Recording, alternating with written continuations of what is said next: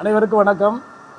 Renga acupuncture foot reflexology treatment and training centre, Anna Nagar, Chennai 9444641062. இப்போ பார்க்குறது என்னென்னா ஃபுட் ரிப்ளக்ஸாலஜி, கால் பாத அழுத்த முறை சிகிச்சை. What is foot reflexology? ஃபுட் ரிப்ளக்ஸாலஜியில் என்ன?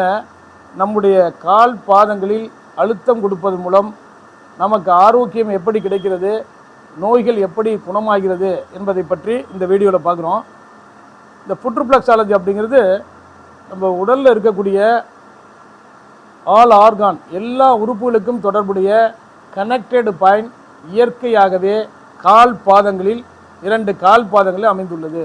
இப்போ பார்த்திங்கன்னா உடலில் செங்குத்தாக ஒரு லைன் போட்டோம்னா ரைட் சைடில் இருக்கக்கூடிய உடல் உறுப்புகளுக்கு தொடர்புடைய கனெக்டட் பாயிண்ட் ரைட் சைடு கால் பாதங்களில் இயற்கையாகவே அந்த தொடர்புடையதாக அமைந்துள்ளது. அதுபோல் லெஃப்ட் சைடில் கால் பாதங்களில் லெஃப்ட் சைடில் உள்ள உறுப்புகளுடைய இணைவு கனெக்டட் பாயிண்ட் லெஃப்ட் சைடு பாதங்களில் இயற்கையாக அமைந்துள்ளது. இதுதான் நம்முடைய முக்கியமான கான்செப்ட். அப்போ கால்களில் அழுத்தம் கொடுப்பதும் எப்படி நோய்கள் குணமடைய உதவுது அப்படின்னா, பர்த்லேருந்து இறப்பு வரைக்கும் நம்ம உடல் ஆட்டோமேட்டிக் ஃபங்க்ஷன். இதுதான் பிறந்ததுலேருந்து இறப்பு வரைக்கும் ஆட்டோமேட்டிக்காக நம்ம உடல் இயக்க நிலையில் இருந்து வருகிறது. அதில் முக்கியமாக நம்ம தெரிஞ்சுக்கிறது, நம்ம உடலை இயக்குவது 10 உறுப்புகள், 7 நாளமில்லா சுரப்பிகள், அவ்வளோதான். இப்போ இந்த பக்கம் ரைட் சைடில் லெஃப்ட் சைடில் பார்த்தீங்கன்னா heart, spleen, kidney, urinary bladder, liver, gall bladder, lungs, ஸ்டெமக்கு, small intestine, large intestine. இந்த 10 ஆர்கான் தான் பர்த்லேருந்து இறப்பு வரைக்கும் நம்மளை இயக்கி கொண்டு வருகிறது. இந்த 10 உறுப்புகளில் வர்றது தான் டிசீஸ். அதை குணப்படுத்துவது தான் மருத்துவ முறைகள் இன்றைய காலகட்டத்தில் இருந்து வருகிறது. அதுக்கப்புறம் 2வது கான்செப்ட் பார்த்திங்கன்னா 7 எண்டோக்ரின் சிஸ்டம், நாளமில்லா சுரப்பிகள். இந்த நாளமில்லா சுரப்பிகளில் பிட்யூட்டி சுரப்பி, பீனியல் சுரப்பி, இது 2ம் தலையில் உள்ளது. பிரெயினுக்கு பக்கத்தில் உள்ள சுரப்பிகளில் பிட்யூட்டி, பீனியல். தைராய்டு, பாராதைடு அப்படி சுரப்பி த்ரோட்டில் உள்ளது. மிடில் ஆஃப் த செஸ்டில் தைமஸ் சுரப்பி, பேங்க்ரியாஸ், ஸ்டமக்கு மேலே உள்ள பேங்க்ரியாஸ் சுரப்பி, சிறுநீரகத்தின் உச்சியில் இருக்கிறது அட்ரினல் கிளாண்ட், அட்ரினல் சுரப்பி, ப்ராஸ்டேட் சுரப்பி. இந்த 7 நாளமில்லா சுரப்பிகள். இந்த மகளிருக்கு பார்த்திங்கன்னா uterus point, ovary point extra இருக்கும், அதை எடுத்துக்கிறது. அப்புறம் நோய் எதிர்ப்பு சக்தியை உருவாக்கக்கூடிய லிம் சுரப்பி. இதெல்லாம் சேர்ந்து தான் நம்ம கால் பாதங்களில் கனெக்டடாக உள்ளது.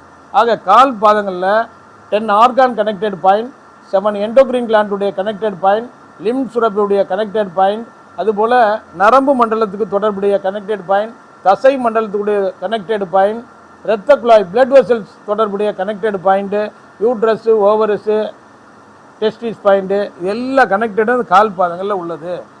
இப்போ கால் பாதங்களில் மட்டும் ஸ்பெசிஃபிக்காக அழுத்தம் கொடுப்பது மூலம் அந்த உறுப்புகள் தூண்டப்படுகிறது. ஏன்னா உடல் தத்துவத்தின்படி ஒவ்வொரு உறுப்புகளுக்கும் ஒவ்வொரு வேலைகள் இருக்குது. அந்த வேலைகளை அதை கரெக்டாக பண்ணிட்டு வந்தோம்னா நம்ம ஆரோக்கியமாக இருப்போம். அதில் அதிகமாக ஃபங்க்ஷன் ஆனாலும் குறைவாக ஃபங்க்ஷன் ஆனாலும் உடல்நிலை பாதிப்பு ஏற்படுகிறது. அது இயக்க நிலையில் மாற்றங்கள் சரி செய்வது தான் ரிப்ளக்ஸாலஜிஸ்ட் ஒரு முக்கியமான கான்செப்ட். அப்போ கரெக்டு பாயிண்ட் நம்ம பயிற்சியில் என்ன வர்றவங்களுக்கு கற்றுக்க தர்றதுன்னா, கால் பாதங்களில் உடல் உறுப்புகளுக்கு தொடர்புடைய பாயிண்ட் கரெக்ட் லொக்கேஷன் எந்த இடங்களில் இருக்குது, எப்படி அழுத்தம் கொடுக்க வேண்டும், எவ்வளவு நேரம் அழுத்தம் கொடுக்க வேண்டும், எதை கொண்டு அழுத்தம் கொடுக்க வேண்டும், நோய்க்குரிய அறியும் முறை எப்படி, அழுத்தம் கொடுக்கும்போது உடல் உறுப்பு 10% பாதிக்கப்பட்டுள்ளதா, 20% பாதிக்கப்பட்டுள்ளதா, 50% பாதிக்கப்பட்டதா, 100% பாதிக்கப்பட்டதா எப்படி அறிந்து கொள்வது, பாதிப்புக்கு தகுந்தால் போல் எப்படி அழுத்தம் கொடுப்பது, பாதிக்கப்பட்ட உறுப்புகளுக்கு துணை உறுப்பு அசோசியேட்டட் பாயிண்ட் எப்படி தேர்ந்தெடுப்பது, எவ்வளோ நேரம் அழுத்தம் கொடுப்பது என்பதையெல்லாம் சிறப்பாக இந்த பயிற்சியில் நம்ம சொல்லி கொடுக்குறது. அப்போ சாதாரணமாக கட்டையை வச்சு நம்ம காலில் அழுத்தம் கொடுத்தோன்னா அந்த நோய்கள் குணமாகுமா அப்படிங்கிறத விட முறையாக படித்து விட்டு அதை முறையாக அழுத்தம் கொடுப்போம் தான் அந்த நிவாரணம் தவறு இல்லாமல் நமக்கு ஏற்படும். ஏன்னா ஒவ்வொரு உறுப்புகளும் ஒவ்வொரு வேலை இருக்குது. இப்போ இந்த பிட்யூட்டி சுரப்பி அப்படின்னு எடுத்துக்கிட்டோம்னா அது one of the master gland, 8 வகையான ஹார்மோன்களை சுரக்கிறது. இந்த பிட்யூட்டி சுரப்பி டூ நாட் ப்ராப்பர் ஃபங்க்ஷன் சரியாக அமையலைன்னா எந்த ஹார்மோனும் அது சுரக்கிறது, அது உடலில் குறைபாடுகள் ஏற்படும். இன்றைக்கு மிக முக்கியமாக குழந்தை பாக்கியத்தை ஏற்படுத்தக்கூடிய ஆண் பெண்களுக்கு தேவையான விந்தணு உற்பத்தியை உருவாக்கக்கூடிய அந்த ஹார்மோனை சுரக்கிறது அந்த பிட்யூட்டி சுரப்பி தான். ஆண்களுக்கு விந்துவனையை உற்பத்தி செய்யக்கூடிய குழந்தை பாக்கியத்தை ஏற்படுத்தக்கூடிய ஹார்மோனை அந்த பிட்யூட்டி சுரப்பி சுரக்குது. பெண்களுக்கு குழந்தை பாக்கியம் ஏற்படுத்தக்கூடிய அந்த ஹார்மோனையும் அந்த பிட்யூட்டி தான் சுரக்குது. அந்த 2 பேருக்கும் அது சரியாக சுரக்கலைன்னா குழந்தை பாக்கியம் ஏற்படுத்துவதில் தடை ஏற்பட்டு பாதிப்புகள் ஏற்படுது. அதே போல் உடல் வளர்ச்சி 21 வயசு வரைக்கும் ஒரு மனிதனுக்கு உடலை ஹைட்டை இன்க்ரீஸ் பண்ணலாம். அந்த ஹார்மோனை சுரக்கிறதே இந்த பிட்யூட்டி சுரப்பி. அது சரியாக சுரக்கலைன்னா குள்ளத்தன்மை ஏற்படும். 21 வயசுக்கு மேலே இன்க்ரீஸ் பண்ண முடியாது, பருமன் தான் உருவாகுது. அதே ஒரு மனிதனுக்கு ஏற்படக்கூடிய நினைவு ஆற்றல் இதெல்லாம் ஏற்படணும் அப்படின்னா பிட்யூட்டரி சுரப்பி நல்லா ஃபங்க்ஷன் ஆகும். இந்த 8 ஹார்மோன் எப்படி என்னென்ன பாதிப்புகள் ஏற்படணும் பயிற்சியில் நம்ம தெளிவாக கற்றுத்தர்றோம். அடுத்தது பார்த்தீங்கன்னா பீனியல் சுரப்பி. இன்றைக்கு ரத்தத்தில் இருக்கக்கூடிய சோடியம் பொட்டாசியம் சால்ட்டை சமநிலைப்படுத்தக்கூடிய ஹார்மோனை சுரக்கிறதே இந்த பீனியல் சுரப்பி. சோடியம் வந்து அதிகமாக ரத்தத்தில் அதிகமாகிட்டு அப்படின்னாலும் ரொம்ப குறைஞ்சி போயிட்டாலும் ஹார்ட் ஃபெயிலியர் ஆயிரும். பொட்டாசியம் ரொம்ப அதிகமாகிட்டு 3+, 4+க்கு மேலே வந்துட்டு அப்படின்னா ரத்தத்தில் கிட்னி ஃபெயிலியர் ஆகும். இதை பாதுகாக்க வேண்டியது யார்? இந்த பீனியல் சுரப்பி. மிக முக்கியமாக ஒரு மனிதனுக்கு சந்தோஷத்தை கொடுக்கக்கூடியது, நல்ல நிம்மதியான தூக்கத்தை கொடுக்கக்கூடிய ஒரு ஹார்மோனை சுரக்கிறதே வந்து இந்த பீனியல் சுரப்பி. இந்த பீனியல் சுரப்பி வந்து மெலட்டோனின் அப்படிங்கிற ஒரு ஹார்மோனை சுரந்தாதான் நமக்கு வந்து இயற்கையாக தூக்கம் வரும். அந்த ஹார்மோனை அது சுரக்கிறதுனா தூக்கமே வராது. நிறைய பேர் தூக்கம் வராமல் கஷ்டப்படுறாங்க. இது காரணம் என்னென்னா அந்த மெலட்டோனின் வந்து சரியாக சுரக்கலைன்னா தூக்கம் வராது. மெலட்டோனின் சரியாக சுரக்கிறவங்களுக்கு கரெக்டாக 10 மணி ஆகிட்டா டக்குன்னு தூக்கம் வந்துடும். போய் படுத்தாங்கன்னா காலைல 5 மணிக்கு எழுந்திருப்பாங்க. அந்த அளவுக்கு நிம்மதியான ஒரு மனநிலையும் நிம்மதியான தூக்கத்தையும் கொடுக்கக்கூடிய ஒரு ஹார்மோனை சுரக்கிறதே அந்த பீனியல் சுரப்பி. அதே போல் அந்த பீனியல் சுரப்பி டயம் மனதில் நினைக்கக்கூடிய ஒரு செயல்பாடுகளை நினைவாற்றலுக்கு கொண்டு வரக்கூடிய தூண்டக்கூடிய ஹார்மோனும் அதான். அந்த நேரத்துக்கு தகுந்தாவில் உடலில் மாற்றம் ஏற்படும். காலையில் எழுந்திரிச்சோன்னு கொஞ்சம் சுறுசுறுப்பு தன்மை ஏற்படும். அதுக்கப்புறம் மந்த நிலை ஏற்படும். அடுத்தது டயம் மாற சோர்வு நிலை ஏற்படும். உடலில் சுறுசுறுப்பு இதெல்லாம் மாறி மாறி வரக்கூடிய இந்த டயத்துக்கு தகுந்தாற்போல் உடலுடைய மாற்றங்களை மாற்றி அமைக்கக்கூடிய ஒரு ஹார்மோனை சுரக்கிறது அந்த பீனியல் சுரப்பி. இதை பற்றி நிறையா சொல்லலாம். இதுபோல் ஒவ்வொரு சுரப்பிக்கும் முக்கியமான வேலைகள் இருக்கிறது. அதே போல் பார்த்திங்கன்னா தைராய்டு பாராத்தைடு சுரப்பி. இந்த தைராய்டு பாராத்தைடு சுரப்பியில் சுரக்கக்கூடிய ஹார்மோன் தான் தைராக்சின். அதனுடைய வேலை என்னென்னா நம்ம உடலில் இருக்கக்கூடிய ரத்தத்தில் இருக்கிற நச்சு பொருள்கள் கழிவு பொருள் இறந்த செல்கள்லாம் இல்லாமல் அதை வெளியேற்றி உடலை ஆரோக்கியமாக வைத்துக் கொள்வதற்கு இந்த தைராக்சின் ஹார்மோன் வந்து பயன்படுது. அதோடு மட்டுமல்லாமல் தைராக்சின் ஹார்மோன் உடலில் சமநிலையில் இருந்தால் தான் இருதயத்துடைய இயக்க நிலை 100% நல்லாயிருக்கும்.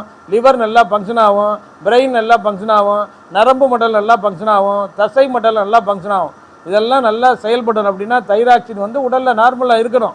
தைராக்சின் ரொம்ப டெஃபிஷியன்ட் குறைஞ்சி போயிட்டுனா லிவர் பாதிக்கப்படும், ஹார்ட் பாதிக்கப்படும், மூளை பாதிக்கப்படும், தசை மண்டலம் பாதிக்கப்படும், நரம்பு மண்டலம் பாதிக்கப்படும். அதோடு மட்டுமல்லாமல் பெண்களுக்கு கரு உற்பத்தி செய்யக்கூடிய கருமுட்டையினுடைய சிதைவுகள் ஏற்பட்டு குழந்தை பாக்கியம் ஏற்படுவது தடை ஏற்படும்.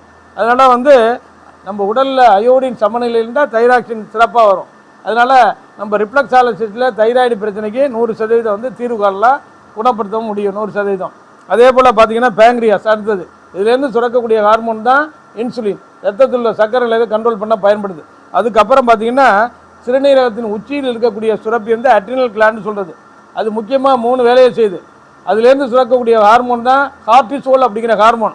அது சமநிலையில் சுரந்தால் உடலுடைய இயக்கத்துக்கு நல்லது.